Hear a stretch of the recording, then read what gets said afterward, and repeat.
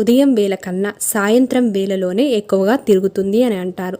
సాయంత్రం వేళల ఎవరైతే వరలక్ష్మి వ్రతం రోజున సాయంత్రం వేళ పూజ చేసుకుంటూ కనబడతారో అమ్మవారు వాళ్ళ ఇంటికి తప్పనిసరిగా అయితే వెళుతుంది. అలాగే శుక్రవారం అంతా ఉన్న తర్వాత శనివారం ఉదయాన్నే పాత పుష్పాలు అంటే అమ్మవారికి వేసిన మాలలు వాటన్నిటిని కూడా తీసేసి కొత్త మాలను అలంకరించి కొన్ని విడిపూలను కూడా పెట్టి ఆ తర్వాత నైవేద్యాన్ని సమర్పించి ఎర్రటి నీళ్లతో హారతి ఇచ్చి అమ్మవారినైతే కదిలించాలి. మరి పసుపు గణపతిని ఫస్ట్ కదిలించిన తర్వాత కలశాన్ని కదిలించిన తర్వాత సింహాసనాన్ని కూడా కదిలించాలి.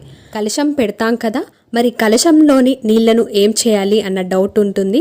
కలశంలోని నీళ్లను ఇల్లంతా కూడా చల్లి ఆ తర్వాత చెట్లలో పోయాలి. అది కూడా ఎవరు తొక్కని ప్రదేశంలో మాత్రమే పోయాలి. ఆ తర్వాత కలశం